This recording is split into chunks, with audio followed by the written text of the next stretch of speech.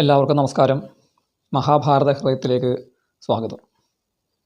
മഹാഭാരത ഹൃദയം നിരവധി ആളുകൾ ഇത് ശ്രദ്ധിക്കുന്നുണ്ട് എന്ന് മനസ്സിലാക്കിയതിൽ സന്തോഷമുണ്ട്. ഇനിയും ധാരാളം ആളുകൾ ഇത് കാണേണ്ടതുണ്ട്. അതുകൊണ്ട് ഈ വീഡിയോ പരമ്പര ഇതിൻ്റെ ശ്രോതാക്കൾ, സജ്ജനങ്ങൾ ഇതിൻ്റെ മൂല്യം തിരിച്ചറിയുകയും സത്യസന്ധമായ മഹാഭാരതത്തിൻ്റെ ആഖ്യാനവും അതിൻ്റെ ചെറിയൊരു ആസ്വാദനവുമാണ് ഇതുവഴി നടത്തുന്നത്. മഹാഭാരതത്തെക്കുറിച്ച് നിരവധി കെട്ടുകഥകൾ പ്രചരിക്കുന്ന ഇക്കാലത്ത് ഈ സത്യസന്ധമായ ഈ വീഡിയോ പരമാവധി പ്രചരിപ്പിക്കണമെന്നും സബ്സ്ക്രൈബ് ചെയ്തുകൊണ്ടും അതുപോലെ ഇത് ഷെയർ ചെയ്തുകൊണ്ടും ഈ ഒരു പ്രചാരണമെന്ന ധർമ്മ പ്രചാരണം എല്ലാവരും സഹകരിച്ച് നടത്തിത്തരണമെന്ന് അഭ്യർത്ഥിക്കുകയാണ്. കഴിഞ്ഞ ദിവസം നമ്മൾ പറഞ്ഞത് സൗഭം എന്ന ഒരു ആകാശത്തിൽ കറങ്ങി വരുന്ന വിമാനത്തിൽ ശാല്വൻ എന്ന രാജാവ് ദ്വാരകയെ ആക്രമിച്ച കഥയാണ്. ശ്രീകൃഷ്ണ ഭഗവാൻ ചൂതുകളിയുടെ സമയത്ത് ഹസ്തനാപുരിയിൽ എത്തിച്ചേരാതിരിക്കാനുള്ള കാരണം കാമിക വനത്തിൽ വെച്ച് പാണ്ഡവരോട് വിശദീകരിക്കുന്ന ഭാഗത്താണ് ഈ ഒരു കഥ പറയുന്നത്. ശാല്വൻ ശിശുപാലൻ്റെ സുഹൃത്തായിരുന്നതുകൊണ്ട് ശിശുപാലനെ വധിച്ചതിലുള്ള രോഷമാണ് ആക്രമിക്കാനുള്ള ഒരു കാരണം. അങ്ങനെ ആക്രമിച്ച് ദ്വാരകയുടെ വലിയ ഭാഗങ്ങളൊക്കെ നശിപ്പിച്ചു കളഞ്ഞു. പ്രദ്യുമ്നനും ചാരുദേഷ്ണനും ഒക്കെ ചേർന്നുകൊണ്ട് കുറേ നേരം പ്രതിരോധിക്കുകയും ശാല്വൻ പ്രദ്യുമ്നൻ്റെ ബ്രഹ്മാസ്ത്രമേറ്റ് വീഴുകയും ചെയ്തു. കൊല്ലാൻ സാധിച്ചില്ല. കൊല്ലുന്നതിന് മുമ്പ് ദേവന്മാരും നാരദ മഹർഷിയൊക്കെ വന്ന് അദ്ദേഹത്തെ വിലക്കുകയാണ്. അങ്ങയുടെ അസ്ത്രം കൊണ്ട് അവനെ കൊല്ലാൻ സാധിക്കുകയില്ല, ശ്രീകൃഷ്ണൻ്റെ കൈകൊണ്ടാണ് മരിക്കുക എന്നുള്ള ബ്രഹ്മാവിൻ്റെ തീരുമാനത്തെ പറഞ്ഞു. അത് വ്യർത്ഥമാക്കരുത് ആ തീരുമാനം എന്ന് പറഞ്ഞതുകൊണ്ട് പ്രദ്യുമ്നൻ ആ യുദ്ധത്തിൽ നിന്നും പിന്മാറുകയാണ്. ശാല്വൻ്റെ ആ സൗഭം തിരിച്ചു പോവുകയും ചെയ്യുന്നു. സൈന്യങ്ങളും പിന്തിരിഞ്ഞോടുന്നു. ഈ സന്ദർഭത്തിലാണ് ശ്രീകൃഷ്ണ ഭഗവാൻ കഥ പറഞ്ഞുകൊണ്ട് അവിടെ പറയുന്നത്, ഈ ഒരു അവസ്ഥയിലാണ് ഞാൻ ദ്വാരകയിൽ എത്തിച്ചേരുന്നത്. ദ്വാരകയിൽ ഞാൻ കാണുന്നത് ശൂന്യമായ ദ്വാരക, ദുഃഖഭരിതമായ ദൃശ്യങ്ങൾ കാണുന്നു. നിസ്വാധ്യായ വഷട്കാരാം നിർഭൂഷണ വരസ്ത്രയം എന്നാണ്. അവിടെ ആളുകൾ അഗ്നിഹോത്രം ചെയ്യുന്ന ആളുകളുടെ അഗ്നിയൊക്കെ കെട്ടുപോയിരിക്കുന്നു, അഗ്നി ജ്വലിക്കുന്നില്ല എന്നുള്ള ഒരു ധർമ്മത്തിൻ്റെ ഒരു വലിയൊരു അപജയം വന്നുപോയി. യുദ്ധത്തിൻ്റെ സമയത്തുണ്ടാകുന്ന വലിയൊരു ആ പരീക്ഷണ ഘട്ടത്തിൽ ഏത് നാടിന് വന്നു ചേരുന്നതാണ് സാംസ്കാരികമായിട്ടുള്ള അപക്ഷയം. അതോടൊപ്പം തന്നെ നിർഭൂഷണ വരസ്ത്രീയം എന്ന് പറയുന്നത് കൂടുതൽ പ്രാധാന്യം അർഹിക്കുന്നു. അവിടെയുള്ള കുലസ്ത്രീകളായ സ്ത്രീകൾ ആഭരണം അണിയാതെ നടക്കുന്നത് കണ്ടിട്ടും എനിക്ക് ദുഃഖമുണ്ടായി. കാരണം ഭർത്താക്കന്മാരെ മരിച്ചിട്ടായിരിക്കാം, സ്വജനങ്ങൾക്ക് ഹിതം ആപത്ത് വന്നതുകൊണ്ടായിരിക്കാം.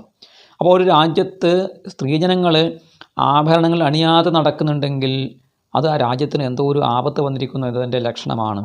എല്ലാ സ്ത്രീകളും ശരീരമാകെ ആഭരണങ്ങളും രത്നാഭരണങ്ങളും സ്വർണ്ണാഭരണങ്ങളും അണിഞ്ഞ് അർദ്ധരാത്രിയിൽ ഒറ്റയ്ക്ക് നടക്കാൻ സാധിക്കുന്ന രാജ്യമാണത്രേ ഏറ്റവും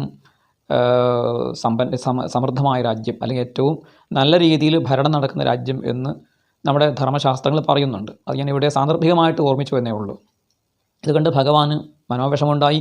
കാര്യങ്ങളൊക്കെ ചോദിച്ചറിഞ്ഞു, എല്ലാവരെയും ആശ്വസിപ്പിച്ച് എല്ലാവരുടെയും മംഗളാശംസകൾ വാങ്ങി ഭഗവാൻ യുദ്ധത്തിന് പുറപ്പെടുകയാണ്. എന്നിട്ട് പറഞ്ഞു, അവിടെ ദ്വാരകയിലുള്ള വലിയ ഒരു പെരുമ്പറയുണ്ട്, ഒരു ദുന്ദുഭിയുണ്ട്. ആ ദുന്ദുഭിയിൽ 3 തവണ അടിക്കാൻ വേണ്ടി പറഞ്ഞു. യുദ്ധം ചെയ്യുന്നതിൻ്റെ സൂചന, യുദ്ധപ്രഖ്യാപനമാണ് ആ ദുന്ദുഭിയുടെ നാദം. 3 തവണ അത് ഉറക്കെ അടിച്ചു. ഭഗവാൻ പാഞ്ചജന്യ ധ്വനി മുഴക്കി ബ്രാഹ്മണരുടെ ആശീർവാദങ്ങൾ ഏറ്റുവാങ്ങി. അതോടൊപ്പം ഭഗവാൻ സാക്ഷാൽ ശിവനെ വന്ദിക്കുകയും ചെയ്തു. എത്ര വലിയ ബലശാലിയാണെങ്കിലും ഈശ്വരാനുഗ്രഹത്തിന് വേണ്ടി പ്രാർത്ഥിച്ചാൽ മാത്രമേ വിജയം ഉണ്ടാവുകയുള്ളൂ എന്ന് ഭഗവാൻ സ്വജീവിതം കൊണ്ട് കാണിച്ചു തരികയാണ്. അങ്ങനെ അദ്ദേഹം ശൈബ്യ സുഗ്രീവന്മാരാകുന്ന തൻ്റെ കുതിരകളെ പൂട്ടിയ രഥവുമായിട്ട് ദാരകൻ്റെ സാരഥ്യത്തിൽ ആ ശാല്വൻ ഭരിക്കുന്നതായ മാർത്തികാവതം എന്ന് പറയുന്ന ആ രാഷ്ട്രത്തെ ലക്ഷ്യമാക്കി ഭഗവാന്റെ തേരും ചതുരംഗപ്പടയും അതിവേഗത്തിൽ നീങ്ങുകയാണ്. ശാല്വ നഗരിയായ മാർത്തികാവതത്തിലെത്തി. ദൂരെ നിന്ന് കണ്ടപ്പോൾ തന്നെ ശാല്വൻ ചിരിച്ചുകൊണ്ട് അദ്ദേഹത്തെ സ്വാഗതം ചെയ്ത് യുദ്ധത്തിന് വരൂ എന്ന് പറഞ്ഞ് സ്വാഗതം ചെയ്യുകയാണ്. ഭഗവാൻ കണ്ട ഉടനെ തന്നെ കൂർത്തുമൂർത്ത ശരങ്ങൾ, ആയിരക്കണക്കിന് ശരങ്ങൾ എങ്ങനെ വർഷിച്ചുവെങ്കിലും ആ ശരങ്ങളൊന്നും സൗഭത്തിൽ എത്തിയില്ല എന്ന് കണ്ടിട്ട് ഭഗവാൻ പറയുകയാണ്, എനിക്ക് അങ്ങേയറ്റത്തെ രോഷം തിളച്ച് വരികയായിരുന്നു, എൻ്റെ ശരങ്ങളൊന്നും ലക്ഷ്യത്തിലെത്തുന്നില്ല, അങ്ങനെ സംഭവിക്കാറില്ല. അങ്ങനെ ശാല്വനുമായിട്ട് യുദ്ധം ചെയ്തു. ശാല്വൻ എനിക്ക് നേരെ 100,000 അമ്പുകൾ എൻ്റെ നേരെ വർഷിക്കുകയും ചെയ്തു. എന്നെയും ദാരുകനെയും തേരിനെയും കാണാത്ത വിധം അമ്പുകൾ കൊണ്ട് മൂടുകയാണ്. അവയെ പ്രതിരോധിക്കാൻ വേണ്ടിയിട്ട് ഞാൻ പതിനായിരക്കണക്കിന് അമ്പുകൾ തിരിച്ചും അവയെ പ്രതിരോധിച്ചു കൊണ്ടിരുന്നു. പക്ഷേ ആ സൗഭം എന്ന് പറയുന്ന ദിവ്യമായ ആ വിമാനം അത് ഇടക്കിടക്ക് വരും, ഇടക്ക് പോകും, ഇടക്ക് കാണും, ഇടക്ക് അദൃശ്യമാവുകയും ചെയ്യുന്ന ഒരു മായാവിമാനമായിരുന്നു. അതുകൊണ്ട് തന്നെ അതിലേക്ക് അമ്പ് ചെയ്ത് കൊള്ളിക്കുക എന്ന് പറയുന്നത് വളരെയധികം പ്രയാസമുള്ള കാര്യമായിരുന്നു. എൻ്റെ ബാണങ്ങൾ അതേ സമയത്ത് ദാനവന്മാരുടെ, അസുരന്മാരുടെ ശിരസ്സ് കൊയ്തെറിഞ്ഞുകൊണ്ടിരുന്നു. നൂറുകണക്കിന് ആയിരക്കണക്കിന് ദാനവന്മാർ ആ സൗഭത്തിൽ നിന്നും തലയറ്റ് അവരുടെ കബന്ധങ്ങൾ വീഴുന്നതായിട്ട് കണ്ടു. അവരുടെ ശിരസ്സ് മുറിഞ്ഞു വീഴുന്നതായിട്ട് കണ്ടു. രക്തരൂഷിതമായിട്ടുള്ള യുദ്ധം അവിടെ നടക്കുകയാണ്. വലിയ കോലാഹലമുണ്ടായി. അസുരന്മാരുടെ ഭൈരവനാദം മുഴങ്ങി. തോൽക്കുമെന്ന് കണ്ട സമയത്ത് ഈ ശാൽവൻ മായായുദ്ധം സ്വീകരിക്കുകയാണ്. മേലെ നിന്ന് അദ്ദേഹത്തിൻ്റെ ആ വിമാനം മറഞ്ഞു പോവുകയും മേലെ നിന്ന് ആകാശത്തിൽ നിന്നും ഈ പട്ടിശങ്ങൾ, ഹലങ്ങൾ, ഗദകൾ, ശക്തികൾ, വാളുകൾ, കുലിശം, ശൂലം, പരശു, പ്രാസം മുതലായിട്ടുള്ള അതിഘോരമായ ആയുധങ്ങൾ എൻ്റെ മേലെ വർഷിക്കുകയും ചെയ്തു. അങ്ങനെ അവൻ്റെ മായപ്രയോഗം തുടങ്ങിയപ്പോൾ ഞാനും എൻ്റെ മായ കൊണ്ട് അവയെ പ്രതിരോധിക്കാനും തുടങ്ങി. പക്ഷെ അവൻ്റെ മായ നിമിത്തം അന്ധകാരവും പ്രകാശവും മാറി മാറി വന്നു. രാവും പകലും മാറി മാറി, നിമിഷങ്ങൾക്കുള്ളിൽ തന്നെ രാവും പകലും മാറി മാറി വന്നതുപോലെയുള്ള അനുഭവം ഉണ്ടായി. ദിനരാത്രങ്ങൾ മാറി മാറി വരുന്നതായിട്ട് തോന്നി. എത്ര ദിവസം കഴിഞ്ഞുപോയി എന്ന് മനസ്സാകാത്ത അവസ്ഥയുണ്ടായി. ദിക്കുകളെ തിരിച്ചറിയാൻ സാധിച്ചില്ല. ഈ മായാപ്രയോഗത്തെ എങ്ങനെ നശിപ്പിക്കുമെന്ന് ചിന്തിച്ച് ഒടുവിൽ ഞാൻ പ്രജ്ഞാസ്ത്രം എന്ന് പറയുന്ന അസ്ത്രം കൊണ്ടാണ് ഒടുവിൽ എനിക്ക് ഈ ശാലുവിനെയും അവൻ്റെ വിമാനത്തെയും എൻ്റെ മുന്നിൽ തേരുതെളിക്കുന്ന ദാരുകനെയും എനിക്ക് കാണാൻ സാധിച്ചത് പ്രജ്ഞാസ്ത്രം പ്രയോഗിച്ചപ്പോഴാണ്. എല്ലാം മറഞ്ഞ് നിൽക്കുകയായിരുന്നു, ഒന്നും കാണാൻ സാധിക്കുന്നുണ്ടായിരുന്നു. അത്ര ഘോരമായിരുന്നു അവൻ്റെ മായാപ്രയോഗം. അങ്ങനെ ആ മായാപ്രയോഗത്തെ അതിജീവിച്ച സമയത്ത് ഞാൻ കാണുന്നത് ദാരുകൻ അദ്ദേഹത്തിൻ്റെ ശിരസ്സിലും മുഖത്തും ശരീരമാകെ അമ്പ് കൊള്ളാത്ത ഒരു സ്ഥലവുമില്ല അദ്ദേഹത്തിന്. ചോര ഒഴുക്കിക്കൊണ്ട് ചോരയിൽ കുളിച്ചു നിൽക്കുന്ന തൻ്റെ പ്രിയപ്പെട്ട സാരഥി ദയനീയമായിട്ട് പറയുകയാണ്, ഭഗവാനെ, ഈ ബാണങ്ങളേറ്റ് ഞാൻ നിവർന്നു നിൽക്കാൻ പോലും സാധിക്കാത്തവനായി തീർന്നിരിക്കുന്നു. ഞാൻ ഏത് സമയവും വീഴാം.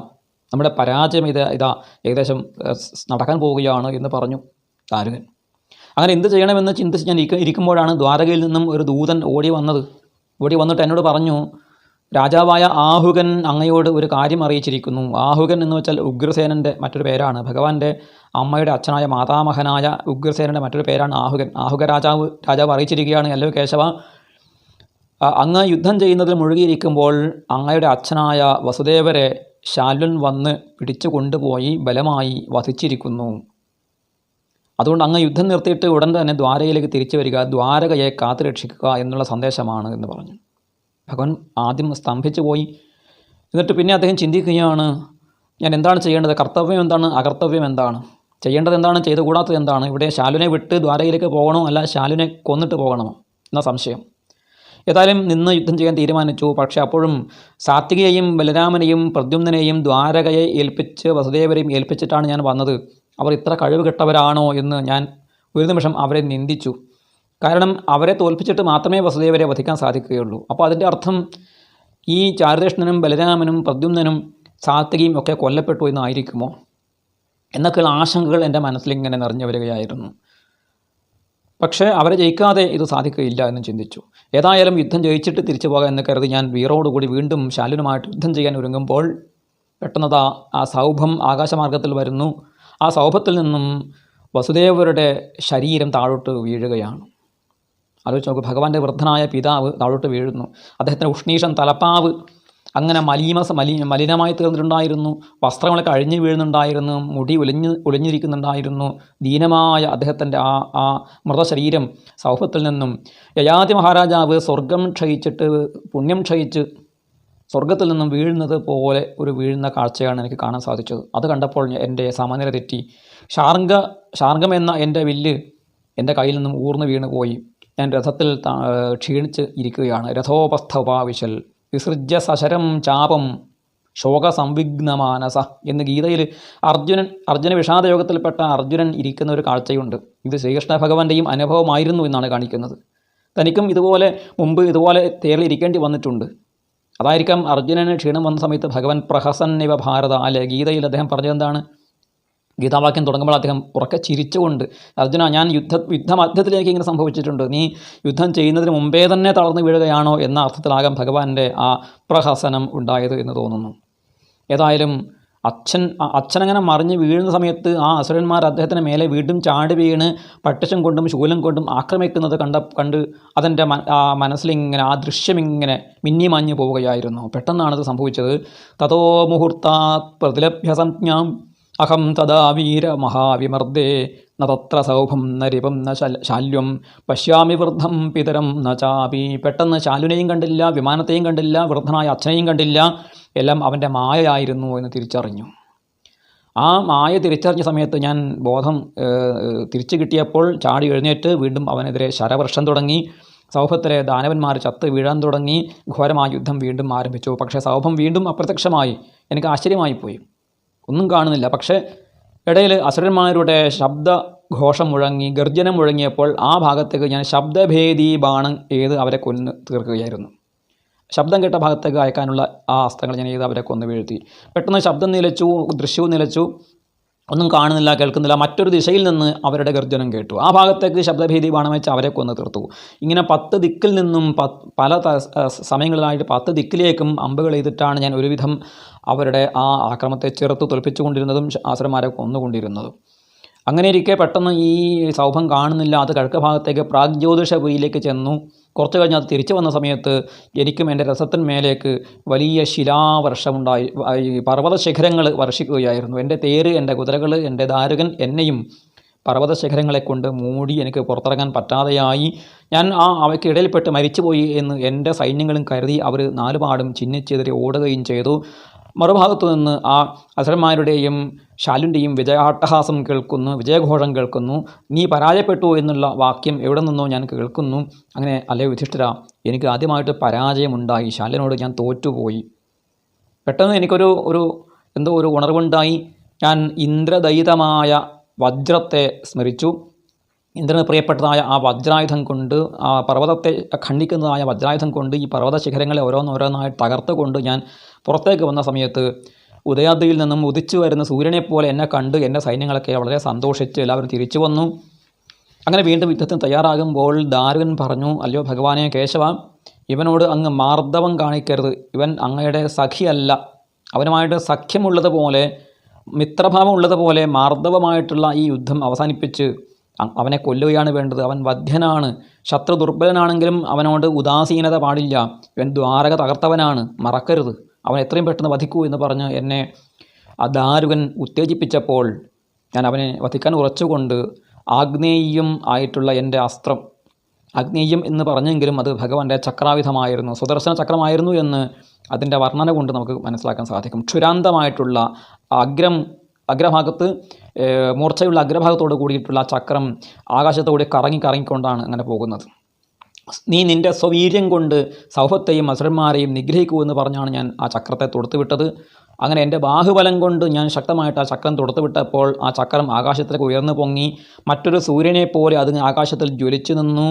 അത് ചെന്ന് ആ ഈർച്ചവാൾ മരം കീറി മുറിക്കുന്നത് പോലെ ആ സൗഭത്തെ രണ്ടാക്കി മാറ്റുക, രണ്ടായി ഖണ്ഡിച്ച് താഴെ വീഴ്ത്തി. പക്ഷേ എന്നിട്ടും ആ ശാലുൻ മരിച്ചില്ല. ശാലുൻ വലിയൊരു ഗതയുമായിട്ട് എൻ്റെ നേരെ പാഞ്ഞു വന്നു. ചക്രായുധം അത് വിമാനത്തെ നശിപ്പിച്ച് എൻ്റെ കയ്യിൽ തന്നെ തിരിച്ചു വന്നു. ആ ചക്രായുധത്തെ വീണ്ടും ഞാൻ ശാല്വായ എന്ന് പറഞ്ഞുകൊണ്ട്, ശാലുനെ വധിക്കാനായിക്കൊണ്ട് എന്ന് പറഞ്ഞുകൊണ്ട് വീണ്ടും ചക്രായുധം വിട്ടു. ആ ചക്രായുധം ചെന്ന് സുദർശനം ചെന്ന് ശാലുനെയും രണ്ടായിട്ട് വെട്ടി അരിഞ്ഞ് വീഴ്ത്തുകയും ചെയ്തു. ശാലുൻ മരിച്ചു വീണപ്പോൾ ഞാൻ പാഞ്ചജന്യം എന്ന ശംഖമെടുത്ത് അത്യുച്ചത്തിലൊരു അതിനെ ഘോഷം ചെയ്തു, വിജയത്തെ ഉദ്ഘോഷണം ചെയ്തു. എൻ്റെ സുഹൃത്തുക്കളും മിത്രങ്ങളും അതിരറ്റ സന്തോഷം കൊണ്ട് ആറാടി. അവിടെ ദൂരെ ആ ശാലുവിൻ്റെ കൊട്ടാരവും ഗോപുരങ്ങളൊക്കെ തന്നെ അഗ്നിയിൽ കത്തി അമരുന്ന കാഴ്ച, അവിടെ നിന്ന് സ്ത്രീകളും മറ്റും ജീവനം കൊണ്ട് ഓടി രക്ഷപ്പെടുന്ന കാഴ്ചയും കാണാൻ വേണ്ടി സാധിച്ചു. ഞാൻ യുദ്ധത്തിൽ ജയിച്ച് ആനത്തത്തിലേക്ക്, ദ്വാരകയിലേക്ക് തിരിച്ചു വരികയും ചെയ്തു. അല്ലയോ യുധിഷ്ഠിര, ഈ യുദ്ധത്തിൽ മുഴുകിയത് കൊണ്ടാണ്, ഇത്ര വലിയ സങ്കടം വന്നതുകൊണ്ടാണ് എനിക്ക് ചൂതുകളിയുടെ സമയത്ത് ഗജാഹ്വയത്തിൽ ആ ഹസ്തനാപുരിയിൽ എത്തിച്ചേരാൻ സാധിക്കാതെ വന്നു പോയത്. വന്നിരുന്നെങ്കിൽ ആ ചൂതുകളി ഞാൻ തടയുമായിരുന്നു, അല്ലെങ്കിൽ ദുര്യോധനൻ ജീവിച്ചിരിക്കുകയില്ലായിരുന്നു. പക്ഷെ അതൊന്നും ഇപ്പോൾ ഈ ഒരു വലിയ ഒരു ദുഃഖം വന്നു ചേർന്നിരിക്കുന്ന സമയത്ത് എല്ലാം വന്നു കഴിഞ്ഞു. ഇനി ഒന്നും ചിന്തിച്ചിട്ട് കാര്യമില്ല, കഴിഞ്ഞതിനെക്കുറിച്ച് ചിന്തിച്ചിട്ട് കാര്യമില്ല, ഇനി ഒന്നും ചെയ്തിട്ടും കാര്യമില്ല എന്നുള്ളത് കൊണ്ട് അങ്ങ് സമാധാനിക്കണമെന്ന് പറഞ്ഞ് ഭഗവാൻ യാത്ര പറയുകയാണ്. ഭീമനും അതുപോലെ ധർമ്മപുത്രരും ഭഗവാന്റെ ശിരസ് നുകർന്നു എന്നാണ് പറഞ്ഞത്. അർജുനൻ അദ്ദേഹത്തെ ആലിംഗനം ചെയ്തു. നകുല സഹദേവന്മാർ അദ്ദേഹത്തെ അഭിവാദ്യം ചെയ്തു. എന്താണ് ഈ വ്യത്യാസം? ഈ സ്നേഹപ്രകടനത്തിൻ്റെ വ്യത്യാസം. ഭീമനും യുധിഷ്ഠിരനും ഭഗവാനേക്കാൾ പ്രായം കൂടുതലാണ്, അതുകൊണ്ട് ശിരസ് നുകർന്നു. അർജുനൻ ഏകദേശം സമപ്രായക്കാരനാണ്, സുഹൃത്താണ്, സഖിയാണ്, അതുകൊണ്ട് ആലിംഗനം ചെയ്തു. മറ്റു 2 പേരും ഭഗവാനേക്കാൾ പ്രായം കുറഞ്ഞവരായതുകൊണ്ട് ഭഗവാന്റെ പാദങ്ങളിൽ നമസ്കരിച്ചു, അഭിവാദ്യം ചെയ്തു എന്ന് പറഞ്ഞു. അങ്ങനെ ഭഗവാൻ അവരെ ആശ്വസിപ്പിച്ച് ദ്വാരയിലേക്ക് തിരിച്ചു പോവുകയാണ്. ഇതാണ് ആ വൃഷ്ണികളും യാദവന്മാരുമായിട്ടുള്ള പാണ്ഡവന്മാരുടെ സമാഗമം, കാട്ടിൽ വെച്ചുണ്ടായ സമാഗമ കഥ.